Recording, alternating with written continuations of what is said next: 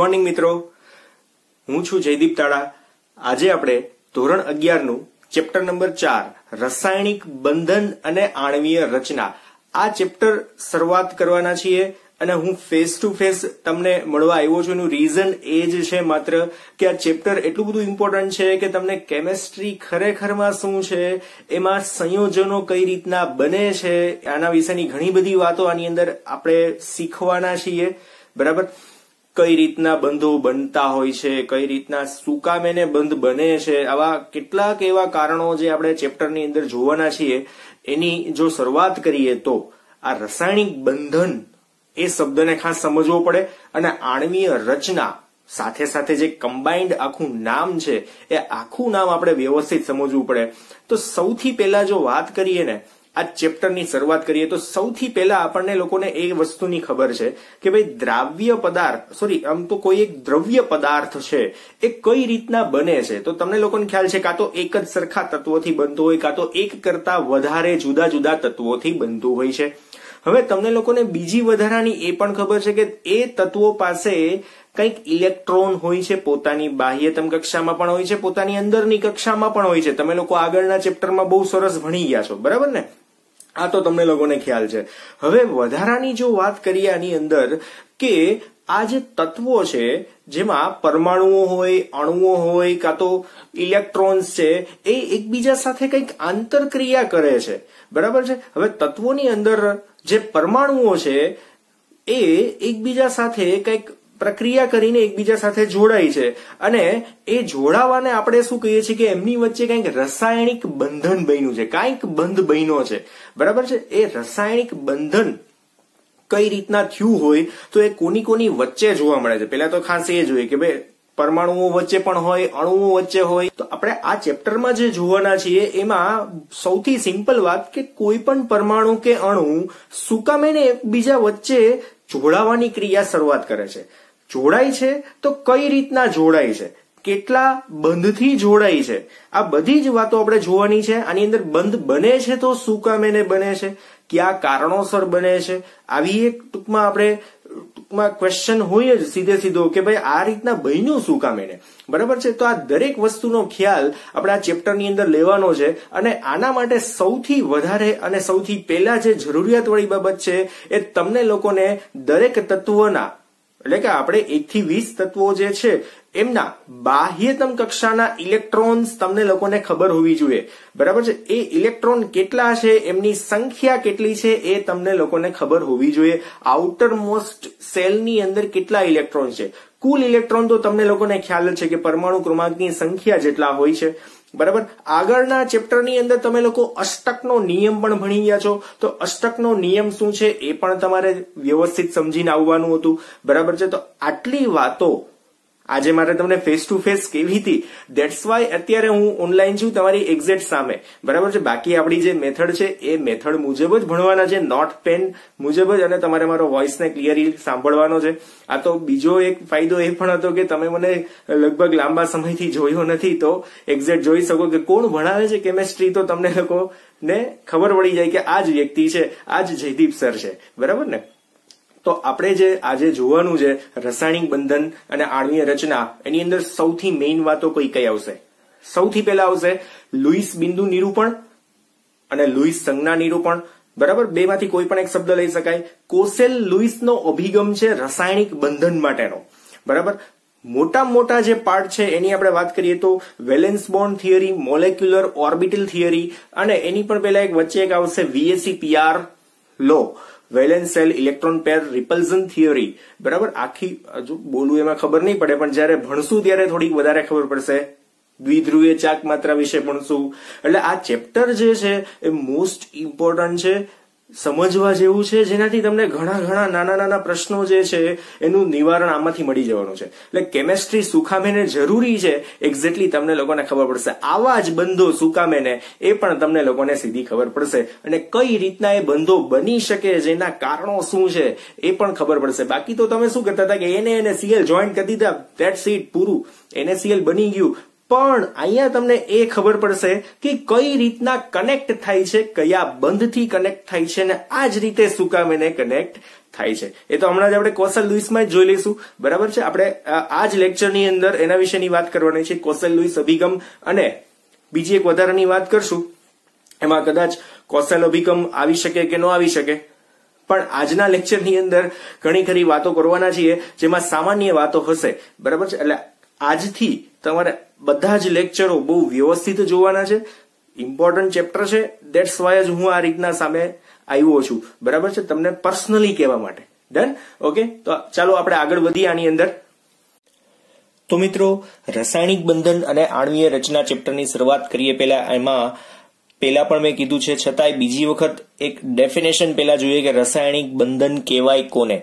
જુદી જુદી રાસાયણિક રચનામાં જુદા જુદા ઘટકો કયા તો કે ભાઈ પરમાણુઓ હોઈ શકે, અણુઓ હોઈ શકે, કાં તો આયનો હોઈ શકે, એ એકબીજા સાથે એકબીજાને જકડી રાખે છે. પરમાણુ એકબીજાને જકડી રાખતા હોય, કાં તો અણુઓ હોય, કાં તો આયનો હોય. બરાબર. હવે તે આકર્ષણ બળને, આ જે જકડી રાખવાનું જે આકર્ષણ છે ને આપણે શું કહીએ? રાસાયણિક બંધન. બાકી આ ચેપ્ટરની અંદર ઘણી બધી આપણે બંધન માટેની ડેફિનેશનો જોવાના છીએ કે ભાઈ સહસંયોજક બંધ શું છે, સવર્ગ સહસંયોજક બંધ શું છે, આયનીય બંધ શું છે, વિદ્યુત સંયોજક બંધ કોને કહેવાય. બરાબર. આ બધી જ વાતોની આપણે ચર્ચાઓ આ ચેપ્ટરની અંદર કરવાની છે કે કેટલા બંધો બનતા હોય છે. બરાબર. પછી સિગ્મા અને પાઈ ને એ બધી તો આગળ વાતો આવશે. અત્યારે આપણે શરૂઆતમાં જો વાત કરીએ તો આ રાસાયણિક બંધન ખબર હોવી જોઈએ પહેલા તો કોને કહેવાય. હવે આ બંધન માટે સૌથી જવાબદાર મુદ્દો આપણે આખા ચેપ્ટરની અંદર લુઈસ બિંદુઓ કાં તો લુઈસ રચના પ્રમાણે આપણે કેટલા બધા એવા સંજ્ઞાઓ દર્શાવવાના છીએ. તો એના માટે સૌથી પહેલા જે આપણે જાણવું પડે એવી જરૂર જે છે એ પોઈન્ટ જો લઈએ તો અહીંયા આવશે લુઈસ સંજ્ઞાઓ. લુઈસ સંજ્ઞા કોને કહેવાય? લુઈસ નામનો સાયન્ટિસ્ટ હતો, એને કંઈક સંજ્ઞાઓ આપી હતી. એ શું છે? તો એના માટે ધ્યાન આપજો. આની અંદર અણુની, તમને લોકોને અણુ તો ખબર છે ને, તત્વો ભેગા થાય અને કંઈક રચના બનાવે એને અણુ કહી શકીએ. તો અણુની રચનામાં માત્ર બાહ્ય કોષ ના ઇલેક્ટ્રોન ટૂંકમાં લખું છું, રાસાયણિક બંધનમાં શું કરે છે? ભાગ લે છે. અને તે સંયોજકતા ઇલેક્ટ્રોન તરીકે ઓળખાય છે. હવે આપણે સંયોજકતા ઇલેક્ટ્રોન કેવી રીતના ફાઇન્ડ આઉટ કરશું એ હું તમને હમણાં એક્ઝામ્પલ કહીશ, પણ એ પહેલા થોડીક વાત જે છે એ લખી નાખીએ. લુઈસે શું વાત કરેલી છે? લુઈસે, ખાસ ધ્યાન આપજો, લુઈસે પરમાણુમાં સંયોજકતા ઇલેક્ટ્રોન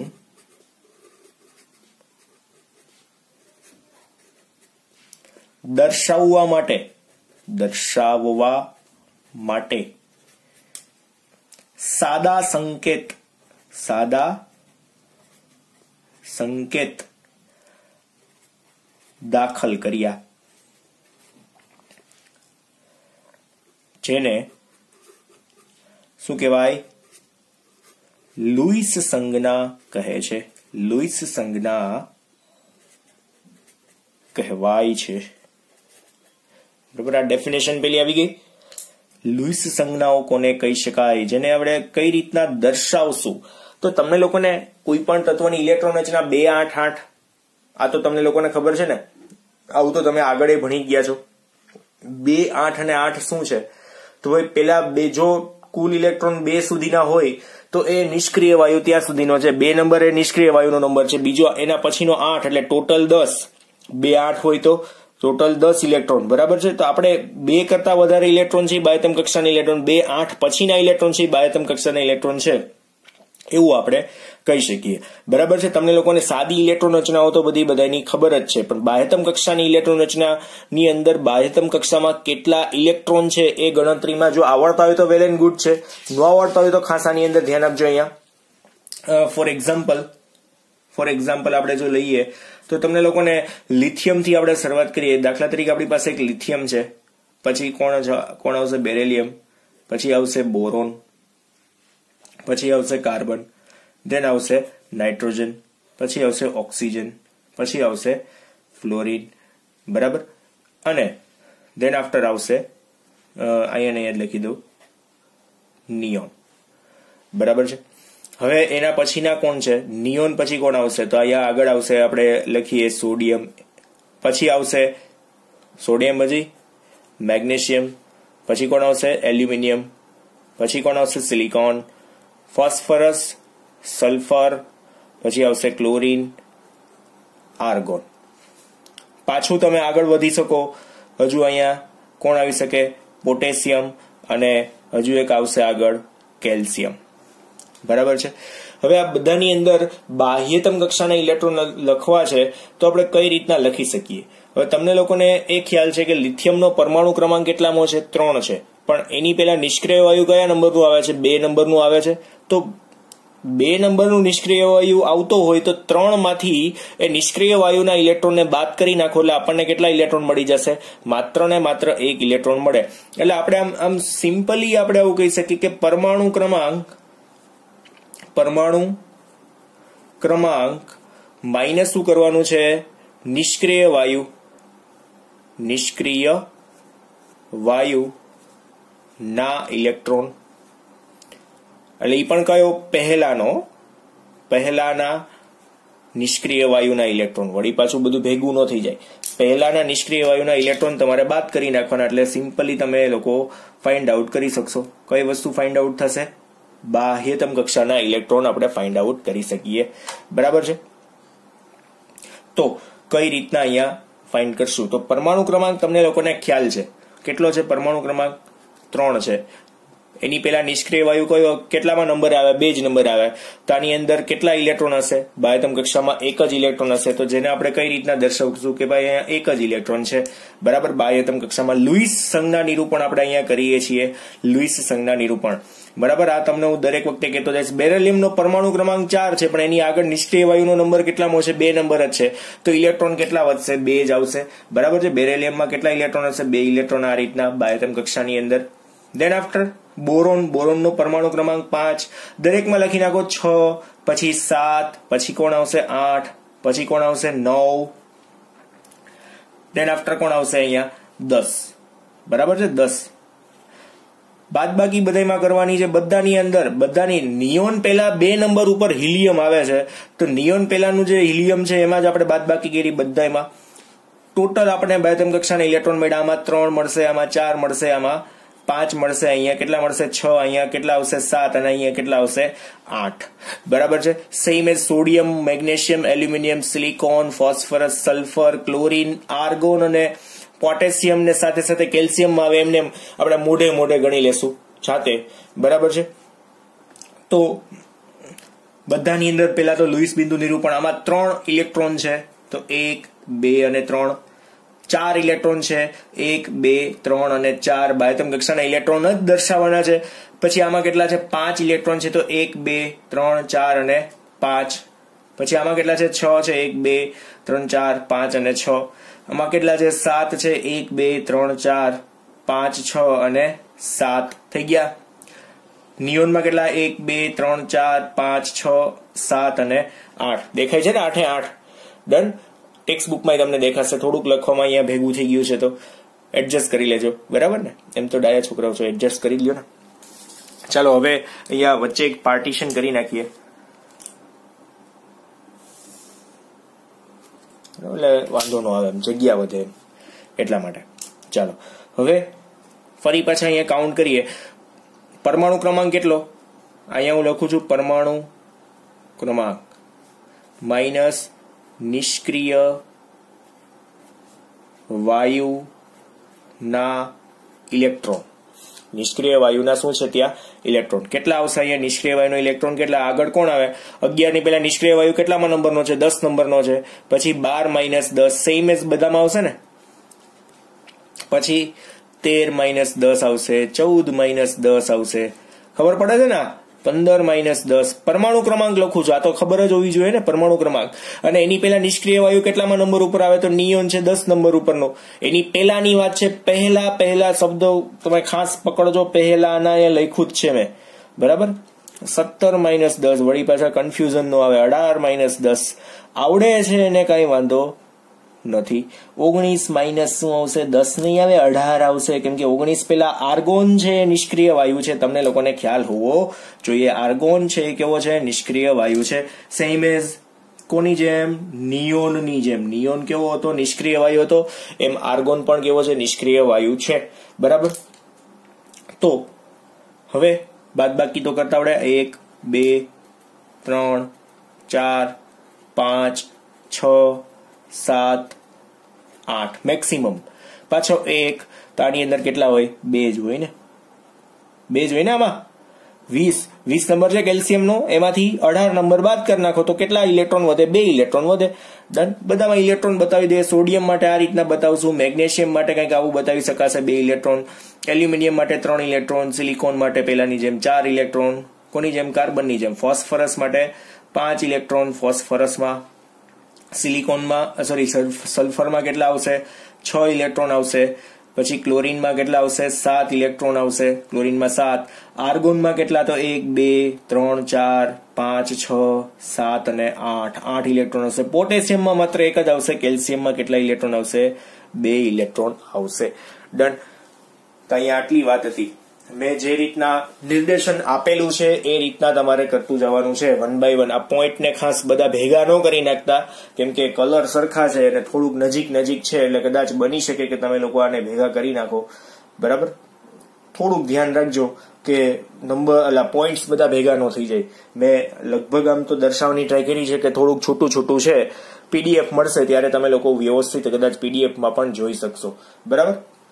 આ રીતના તમે ટૂંકમાં ફાઇન્ડ આઉટ કરી શકો. આ શોર્ટકટ મેથડ છે, આ કોઈ ખાસ કઈ નિયમ નથી કે આ રીતના ગોતી શકાય, બરાબર. આ તમને શોર્ટકટ મેથડ આપી કે પરમાણુ ક્રમાંક ખબર હોય અને આગળનો નિષ્ક્રિય વાયુ ખબર હોય તો તમે એ બાદબાકી કરી શકો છો, બરાબર છે. નિયોનનો આ ટૂંકમાં આની આગળનો વાયુ કયો હતો? અહીંયા સુધીનો નિયોન હતો. હવે આર્ગોન વટી જાવ તો આર્ગોન આવી જશે, એના નંબરને બાદ કરી નાખવાનો. પોટેશિયમ છે 19 નંબરનું છે, પણ એની પહેલા નિષ્ક્રિય વાયુ કયો છે? 18 નંબરનો છે, તો 19 માઇનસ 18 એટલે 1, બરાબર છે. હવે અહીંયા સુધીના તો તમે યાદ રાખી જ શકો. મેં તમને 1 થી 20 નંબર સુધીના કીધા છે, અને યાદ રાખવામાં સરળતા શું છે ખબર છે? 1 થી 8, પાછા 1 થી 8 કન્ટિન્યુઅસ. અષ્ટકનો નિયમ જે લોકોને ખબર છે એ લોકો આ વ્યવસ્થિત સમજી શકે ખરી, બરાબર. હવે જે મેઇન પોઈન્ટ છે આજનો, રાસાયણિક બંધનનો લુઈસ અભિગમ આપણે શીખીએ. દેન આફ્ટર કોસેલનો અભિગમ પણ શીખશું, પણ આજ માટે એક જ પોઈન્ટ રાખશું, લુઈસ અભિગમ શીખી લઈએ, બરાબર છે. દેન આફ્ટર આગળ ધીમે ધીમે વધશું. રાસાયણિક બંધનનો લુઈસ અભિગમ સમજાવો. આવો આજનો આપણો પહેલો ક્વેશ્ચન છે, બરાબર. પ્રથમ ક્વેશ્ચન, રાસાયણિક બંધનનો ટૂંકમાં લખ્યું છે. રાસાયણિક બંધન આખું રાસાયણિક જે છે ને એનું ટૂંકું લખ્યું. રાસાયણિક બંધનનો લુઈસ અભિગમ સમજાવો. 2 કે 3 માર્કની અંદર ક્વેશ્ચન પૂછાઈ શકે, બરાબર. અને સાવ સહેલો છે. જેટલું લખતો જાવ એ સાથે સાથે સમજતા જાશો એટલે તમને લોકોને કન્ફ્યુઝન બીજું કઈ આવી ના શકે, બરાબર. થોડીક ડિઝાઇન કરી નાખીએ ને. આ ક્વેશ્ચન છે આપણો. લુઈસ અભિગમ સમજવાનો છે. શું છે લુઈસ અભિગમ? ધ્યાન આપજો આની અંદર. લુઈસે પરમાણુને એક ધન વીજભારિત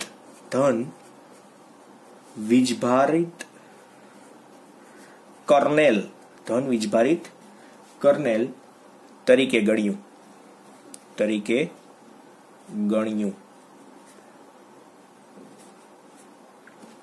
ભેગું થઈ ગયું નહીં? ધન વીજભારિત કર્નેલ શું? તો તમને લોકોને ખ્યાલ છે મિત્રો કે ભાઈ કોઈ એક પરમાણુ છે, એનું આ કેન્દ્ર છે, આ પરમાણુ છે. કેન્દ્રમાં કયો ચાર્જ હોય? પ્લસ ચાર્જ હોય, ફરતે કયા ચાર્જ હોય? આ માઇનસ માઇનસ ચાર્જ હોય. ફરતે કયો ચાર્જ હોય? માઇનસ હોય. વચ્ચે કયો ચાર્જ હોય? પ્લસ ચાર્જ હોય. હવે એમાંથી દરેક જેટલા પણ માઇનસ ચાર્જ છે બધા જ માઇનસ ચાર્જ જતા રહે તો કેન્દ્રમાં કયો ચાર્જ વધે? ખાલી પ્લસ ચાર્જ વધે, જેને આપણે શું કહીએ? ધન વીજભારિત કર્નેલ. શું કહેવાય? ધન વીજભારિત કર્નેલ. બધા જ માઇનસ ચાર્જ જે ઇલેક્ટ્રોન જે છે ફરતે ગોઠવાયેલા છે બધા જ ઇલેક્ટ્રોનને તમે રિમૂવ કરી નાખો, ઇલેક્ટ્રોન બધા છૂટા પડી જાય તો એને આપણે શું કહી શકીએ? ધન વીજભારિત કર્નેલ. બરાબર છે? બહુ સિમ્પલ વાત હતી. હવે બીજી એક વાત ખાસ આની અંદર જાણવાની છે. બીજી એક ખાસ વાત ધ્યાન આપજો આની અંદર. અને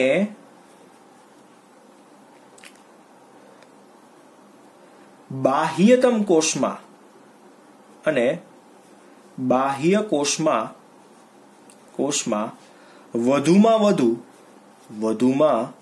વધુ કેટલા? 8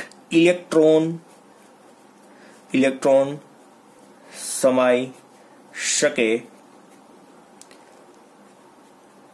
તેવું પણ જણાવ્યું. ટૂંકમાં બાહ્યતમ કક્ષામાં મેક્સિમમ 8 ઇલેક્ટ્રોન હોય તો તમને લોકોને અહીંયા કીધું મેક્સિમમ કેટલા હતા? જો 1 થી 8. 8 થી વધારે 9મું આવ્યો કે દેખાડ્યો? મેં તમને 9 દેખાડ્યા જ નથી. જો અહીંયા 8 નંબર મેક્સિમમ. ફરી પાછા 1 થી 8, ફરી પાછા 1 થી સ્ટાર્ટ કર્યું. બરાબર છે? ઇટ મીન્સ કે લુઈસ એવું કહેતો હતો, અને આ પોસિબલ ક્યાં સુધી થયું તમને લોકોને ખ્યાલ છે? અષ્ટકનો નિયમ મેક્સિમમ 20 તત્વ સુધી જ લાગુ પડ્યો હતો. ચેપ્ટર નંબર 3 માં તમે લોકો ભણી ગયા છો. બરાબર? ચેપ્ટર નંબર 3 માં આ જ વસ્તુ ભણ્યા છો કે અષ્ટકનો નિયમ 20 નંબર સુધી જ ચાલ્યો હતો. ન્યુલેન્ડના નિયમની અંદર તમે લોકો કદાચ ભણી ગયા છો, તમને લોકોને યાદ હોય તોની વાત છે. તો અહીંયા નિયોન અને આર્ગોન સુધીની જ વાત. નિયોન અને આર્ગોનની અંદર મેક્સિમમ 8 ઇલેક્ટ્રોન બાહ્યતમ કક્ષામાં છે. તો અહીંયા લુઈસ છે ને હજુ ન્યા જ અટકેલો છે. એનાથી આગળ હજુ કઈ શોધ એ સમયમાં થઈ નહોતી. એટલા માટે એવું કીધું છે કે બાહ્યતમ કોષમાં વધુમાં વધુ કેટલા ઇલેક્ટ્રોન હોય? તો કે ભાઈ 8 ઇલેક્ટ્રોન સમાઈ શકે છે વધારેમાં વધારે.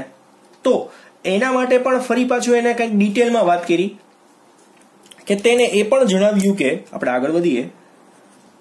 તેને એ પણ જણાવ્યું કે આ 8 ઇલેક્ટ્રોન કર્નેલની આસપાસના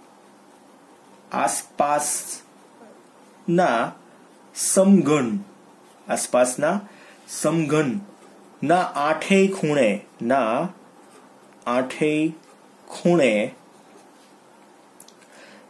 આ પરમાણુ માટે તમે વળી પાછું એમ ન કહેતા આ કર્નેલમાં સમઘન ક્યાં આવ્યો? હમણાં હું સમજાવું છું ધીમે ધીમે. સમઘનના આઠેય ખૂણે ગોઠવાયેલ હોય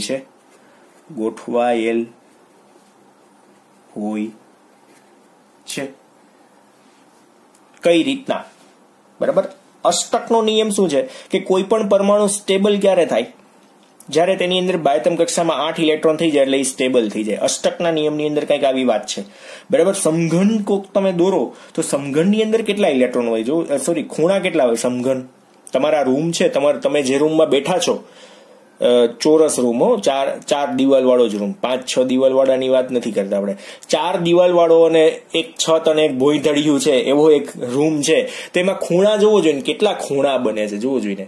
એટલે પછી ઓલા ખૂણા નો ગણતા અભેરાઈ છે તો અભેરાઈની નીચેનો ખૂણો ને એક અભેરાઈની ઉપરનો ખૂણો, એમ નહીં. મેઇન જે દિવાલ અને છત વચ્ચેના ખૂણાઓ જે છે અને દિવાલ અને જમીન વચ્ચેના જે ખૂણાઓ છે એ ખૂણાની વાત કરી તો ટોટલ 8 ખૂણાઓ જ બને છે. જો જ્યાં કરોડિયા ઝાડા કરી શકે બહુ વ્યવસ્થિત રીતે. દોરી દઉં, ધ્યાન આપજો, દોરી દઉં છું એટલે કન્ફ્યુઝન ઊભું ન થાય એટલા માટે આપણે દોરીએ છીએ. ધ્યાન આપજો. તમને લોકોને આ સમઘન દોરતા પણ આવડે છે, મને ખબર છે. આ તો હું છતાંય દોરું છું. દાખલા તરીકે આ રીતના છે, આપણી પાસે સમઘન છે. બરાબર?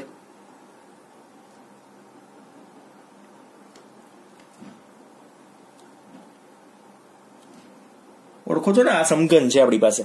ટોટલ ખૂણાઓ કેટલા છે? તો 8 ખૂણાઓ છે. કયા કયા? તો કે ભાઈ આ પહેલો ખૂણો છે, આ બીજો ખૂણો છે, આ ત્રીજો ખૂણો છે, અને આ ચોથો ખૂણો. આ 4 ખૂણા ઉપરના અને 4 ખૂણા નીચેના, 1, 2, 3 અને 4 બરાબર છે। તો ટોટલ આટલા 8 ખૂણાઓ છે અને આ અષ્ટકના નિયમ સાથે એને એક ઇમેજિન કરેલો છે, બીજું કાંઈ નથી। આ ઇમેજિનેશન છે કે ભાઈ અષ્ટક એટલે શું, 8 ઇલેક્ટ્રોન છે, તમને લોકોને ખ્યાલ છે બાહ્યતમ કક્ષામાં 8 ઇલેક્ટ્રોન હોય બરાબર। તો એને સમઘન સાથે સરખાવવાની ટ્રાય કરી છે કે કોઈ પણ પરમાણુ પાસે આ ઇલેક્ટ્રોન હોય અને કેન્દ્રમાં પ્રોટોન પણ હોય છે। તો ધન વીજભારિત કર્નલ એટલે શું કે ધન વીજભારિત એટલે શું કે ઇલેક્ટ્રોન વગરનું જે ભાગ છે પરમાણુનો એને આપણે શું કહેવાય, ધન વીજભારિત કર્નેલ, બીજું કાંઈ નહીં। કર્નેલ શબ્દ છે એક પ્રકારનો બરાબર। આખો પોઝિટિવ ચાર્જનો સમૂહ કાં તો દરિયો એને આપણે કહી શકીએ પોઝિટિવ ચાર્જ કર્નેલ બરાબર, બીજું કાંઈ નથી। તો અહીંયા દાખલા તરીકે આપણે જોવાનું એ છે કે ભાઈ NaCl નો જો તમે પરમાણુ લ્યો ને, NaCl નો પરમાણુ, તો એમાં કઈ રીતના બંધ બની શકે, સોડિયમ અને ક્લોરાઇડ જે છે એમાં બંધ કઈ રીતના બની શકે બરાબર। તો સોડિયમ છે એ બાહ્યતમ કક્ષાનો એક જ ઇલેક્ટ્રોન સમઘનના એક ખૂણા ઉપર ગોઠવાય। સોડિયમની બાહ્યતમ કક્ષામાં કેટલા ઇલેક્ટ્રોન છે, ટોટલ એક જ ઇલેક્ટ્રોન છે। પછી ક્લોરીનની બાહ્યતમ કક્ષામાં કેટલા ઇલેક્ટ્રોન છે, તો આપણે દાખલા તરીકે ટૂંકમાં સીધું જ કહું, અહીં NaCl ના ઉદાહરણ દ્વારા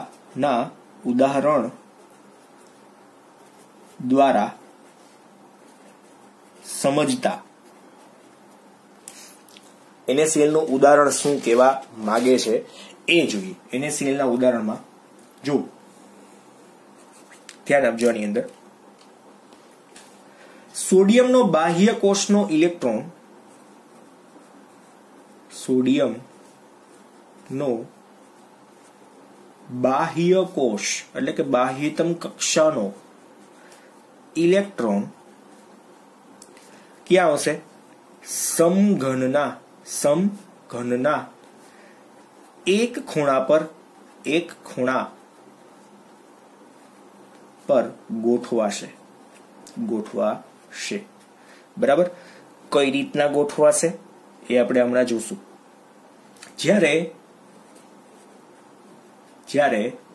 શું આવશે, ક્લોરીનનો, જ્યારે શું આવશે, ક્લોરીન એટલે કે ઉમદા વાયુની વાત અહીંયા કરતા નથી બરાબર છે। જ્યારે ઉમદા વાયુની બાબતમાં કેટલા ઇલેક્ટ્રોન હોય, 8 ઇલેક્ટ્રોન ગોઠવાયેલા હશે। જે મેં તમને પહેલા બતાવ્યું, ઉમદા વાયુમાં કેટલા હતા, 8 ઇલેક્ટ્રોન હોય। પછી તમે અહીંયા નિયોન કરી નાખો કે આર્ગોન કરી નાખો, બંને માટે બાહ્યતમ કક્ષામાં કેટલા ઇલેક્ટ્રોન હોય, 8 હોય। પણ જો સોડિયમની વાત આવે તો કેટલા ઇલેક્ટ્રોન હશે, અને હજુ સાથે સાથે લખીએ, અહીંયા એક ખૂણામાં ગોઠવાશે જ્યારે આપણે કન્ટિન્યુ લખી નાખીએ, અને ક્લોરીન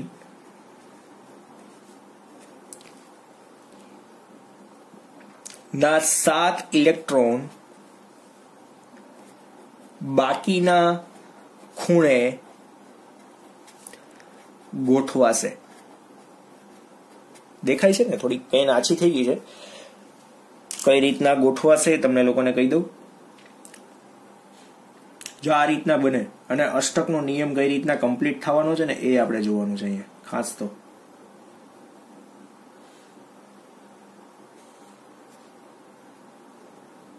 તમારે આવું દોરી નાખવાનું, તમને આવડે જ છે, સમઘન કેટલા ટાઈમથી દોર્યા નહીં હોય એટલે મજા આવશે।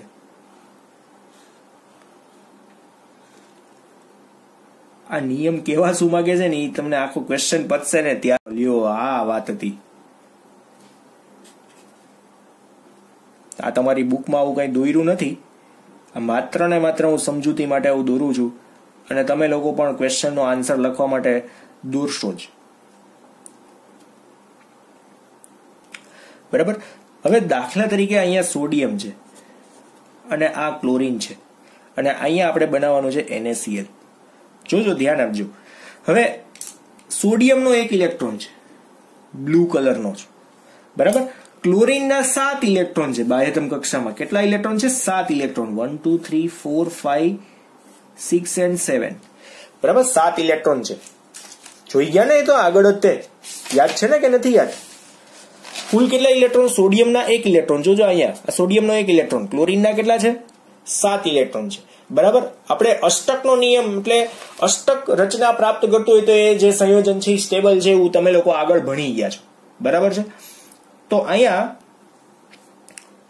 આ જે NaCl નું બંધારણ જે છે એમાં જો ફાઇનલી ભેગા કરીએ તો કુલ 8 ઇલેક્ટ્રોન થાય છે. જો નિષ્ક્રિય વાયુ જેવી સ્થાયી રચના પ્રાપ્ત કરે છે, NaCl નું બંધારણ બની જાય ને એટલે NaCl છે નિષ્ક્રિય વાયુ જેવી સ્થાયી રચના પ્રાપ્ત કરે છે. જો સ્થાયી રચના પ્રાપ્ત કરે તો અષ્ટકના નિયમને પ્રાપ્ત કરે છે. ઇટ મીન્સ કે આ બંધારણ સાચું છે, આવું પોસિબલ થઈ શકે. બરાબર છે. એટલે આપણે ફાઇનલી જો આની અંદર લખીએ તો શું કહી શકાય? ધ્યાન આપજો અહીંયા. તેથી લુઈસે જણાવ્યું કે પરમાણુ જ્યારે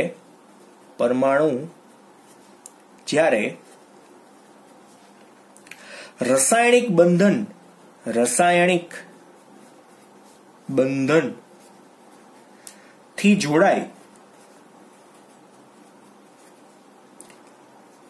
ત્યારે સ્થાયી અષ્ટક રચના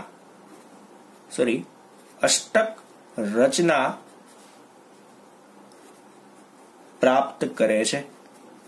બરાબર. ઇટ મીન્સ કે આ બંધારણ ટૂંકમાં બની શકે છે. સ્થાયી અષ્ટક રચના પ્રાપ્ત કરવાનો મિનિંગ શું? કે આવું બંધારણ પોસિબલ થઈ શકે છે.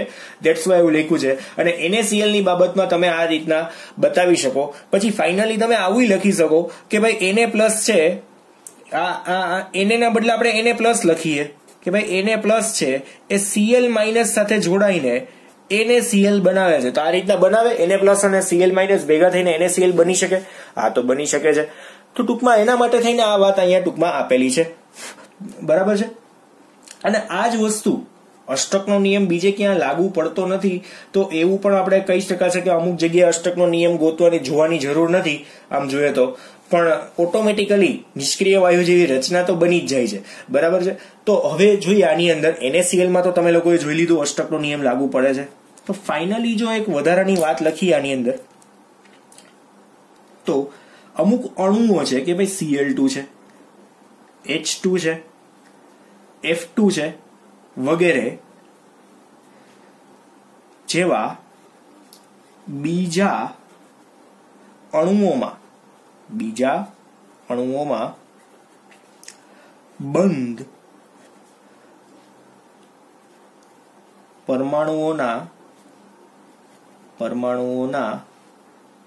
ઇલેક્ટ્રોન યુગ્મની ભાગીદારીથી બને છે. અને કઈ રીતના બને છે એ આપણે આગળ બનશું. ભાગીદારીથી બને છે.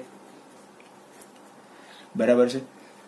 અને ઇલેક્ટ્રોનનું સ્થાયી અષ્ટક તો પ્રાપ્ત થાય જ છે, પણ કેવી રીતના બને છે? ભાગીદારીથી ટૂંકમાં બને છે. આવા અમુક અણુઓ છે એની અંદર ભાગીદારીથી બને છે, પણ આવા જે છે એની અંદર આપણે ઇલેક્ટ્રોન કઈ રીતના બને છે તો ઇલેક્ટ્રોન કઈ રીતના અણુ કઈ રીતના બને છે તો અષ્ટકના નિયમ અનુસાર ટૂંકમાં ત્યાં બંધ બને છે.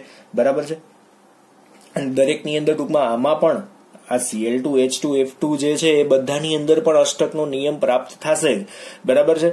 કઈ રીતના એ આપણે આગળ જેમ વધશું સહસંયોજક બંધ જયારે ભણશું ને ત્યારે તમને આ ખબર પડશે. કેમ કે ભાગીદારી વર્ડ જે છે ને એ આપણે ત્યારે જોવાનો છે. અત્યારે આપણે શું જોયું કે ખાલી તત્વોના બાહ્યતમ કક્ષાના ઇલેક્ટ્રોન જે છે એ કઈ રીતના એકબીજા સાથે જોડાઈ અને બંધની રચનાઓ કરતા હશે. બરાબર છે. આટલી જ વાત આની અંદર હતી. હવે આ જ વાત NaCl વાળી પાછો કોશલભાઈ પણ કહેવાના છે. બરાબર. આ અષ્ટકનો નિયમ તો તમને લોકોને ખબર પડી ગઈ ને કે ભાઈ આર્ગોન અને નિયોન જે છે એમાં આ રીતનો છે. તો આ આર્ગોન અને નિયોન જે છે ને એ સ્થાયી બંધારણ છે પોતપોતાના. બરાબર. કોઈની સાથે ક્યાંય બંધ બનાવતા હવે નથી, કેમ કે એની પાસે કોઈ જગ્યા જ નથી. અષ્ટકમાં 8 ખૂણા ભરાઈ ગયા છે, દરેક ખૂણાઓ ભરાઈ ગયા છે. બરાબર. પણ આની અંદર શું છે? સોડિયમમાં 7 બાકી છે અને ક્લોરીનમાં 1 બાકી છે. તો બંને એકબીજા સાથે જોડાય તો અષ્ટકનો નિયમ ત્યાં પ્રાપ્ત થઈ જાય છે. મેં તમને જેમ કીધું હતું એમ કે છેલ્લે તમને લોકોને ખબર પડશે કે આ શું વાત હાલે છે ક્યાંકની. બરાબર. તો સોડિયમ અને ક્લોરીન એકબીજા સાથે જોડાઈ અને સ્થાયી રચના બનાવે છે. અને એ રચના એવી હોય છે કે બીજા કોઈની સાથે પ્રક્રિયા કરતી નથી. તમને લોકોને ખ્યાલ છે કે નિષ્ક્રિય વાયુ એવા છે કે શબ્દ જ નિષ્ક્રિય આપ્યો છે, કોઈની સાથે પ્રક્રિયા કરતા નથી એવા છે. તો એની રચના આપણે કેવી બતાવી? આ અષ્ટક જેવી બતાવી. અષ્ટકનો નિયમ અહીંયા બતાવ્યો છે કે ભાઈ નિષ્ક્રિય વાયુ છે એ અષ્ટકના નિયમને અનુસરે છે અને સ્થાયી છે, એ બીજા કોઈની સાથે જોડાતો નથી. એટલે નિયોન કોઈની સાથે જોડાઈ નહીં શકે કેમ કે એની રચનામાં 8 જગ્યા ફૂલ છે. આર્ગોન છે એની આ રચનામાં 8 જગ્યા ફૂલ છે, એટલે કોઈની સાથે જોડાઈ શકતો નથી. બરાબર છે. પણ એની સાપેક્ષમાં સોડિયમ છે એમાં 7 જગ્યા ખાલી છે, ક્લોરીનમાં 1 જગ્યા ખાલી છે, તો એકબીજા સાથે જોડાઈને 8 જગ્યા પૂરી કરી શકે છે. તો એ રચના ખૂબ જ સ્થાયી બની શકે છે. એટલે આ જે છેલ્લે સુધી તમારે લેક્ચર ખાસ જોવાની જરૂર હતી એમાં આ પોઈન્ટને ખાસ સમજવાનો છે. એટલે લુઈસે એ પણ જણાવ્યું ટૂંકમાં ફાઇનલી જે વાત કરી કે ભાઈ પરમાણુ જ્યારે રાસાયણિક બંધનથી જોડાય ત્યારે સ્થાયી અષ્ટક રચના પ્રાપ્ત કરે છે, જે અહીંયા 8 અષ્ટક એટલે 8 ટૂંકમાં ઇલેક્ટ્રોન કમ્પ્લીટ થવા જોઈએ. બરાબર. ક્લોરીન H2F2 જે છે એ વિશિષ્ટ રૂપે ટૂંકમાં એકબીજા સાથે ભાગીદારી કરીને જોડાય છે અને એમાં પણ અષ્ટક રચના પ્રાપ્ત થાય છે. પણ એ કઈ રીતના એ આપણે આગળ જેમ જેમ વધશું એમ ધીમે ધીમે તમને લોકોને ખબર પડશે. લુઈસ બિંદુ નિરૂપણ જ્યારે આપણે સમજશું ને ત્યારે તમને લોકોને ખબર પડશે. જે આગળનો ક્વેશ્ચન જ છે સહસંયોજક બંધ. બરાબર. એની અંદર આપણે આના વિશેની ટૂંકમાં ડિટેલમાં ચર્ચા કરવાના છીએ. એટલે આજે આપણે અહીંયા સુધી રાખીએ. કાલના લેક્ચરમાં લુઈસ અભિગમ પછીની વાત જે છે કોસેલ અભિગમ એને સમજશું અને અમુક ડેફિનેશનો પણ સાથે સાથે જોશું. ડન. આજે અહીંયા સુધી રાખીએ. Thank you.